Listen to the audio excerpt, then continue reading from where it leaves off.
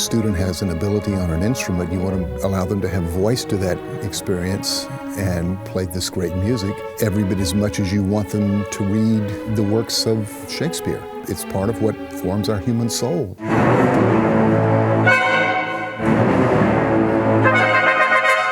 We play repertory that is really the most advanced, difficult repertory. The orchestra is extraordinarily good. And some of them come here thinking that they're not quite sure whether they want to go into music or not. Or they come knowing that they don't. They're probably not going to want to. They're going to want to go to med school anyway, but they love music with all their heart. And they know that this is their last period in their life where they're going to have access to an orchestra of this caliber. I think Michael, sort of as a conductor of the orchestra, he shares his passion for it and how he has devoted his life to giving Princeton students the ability to play music on a high level. Even if they're busy with something else, they can still be a part of the orchestra and be part of the musical community. I love to share music with other people, and so I thought that Princeton would really be a great fit because I got to pursue neuroscience while also studying music with teachers who, play in the New York Phil or the Metropolitan Opera, in addition to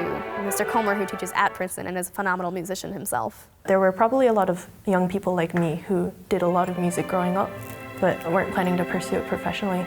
And I think I happened to strike right with Princeton, where there's such a vibrant music scene, even though these same talented musicians are all studying different things. We just finished a tour in January to Central Europe, and we played concerts in Prague, Bratislava, the capital of Slovakia, and Budapest. The first hotel we stayed at was the Hotel Dvorak, which was really cool because he's one of my favorite composers. We visited the place where Mahler grew up, and right now we're playing one of Mahler's symphonies. I'm a history major and I'm also a musician, but I haven't done a lot of music history for some reason, and it kind of sparked my interest in that a little bit. One of the reasons we keep going back to that part of the world is that, Central Europe is the soil which gave rise to so many of the composers that we still play. My first experience was going to Vienna. After spending that time there, I had a different perception of Viennese music. And the students find this too. They go to Prague and they come back and we play Dvorak, and there's something about the shape of the streets and the colors of the building that fit with this music and makes it a richer experience.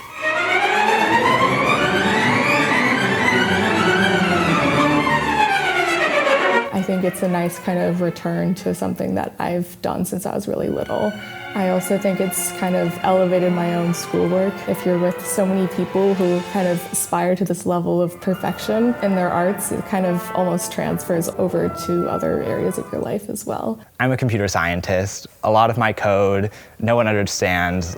But when I play an orchestra concert, anyone can come, they can hear what I'm playing, they can understand what I'm feeling, and they can connect with what I'm doing.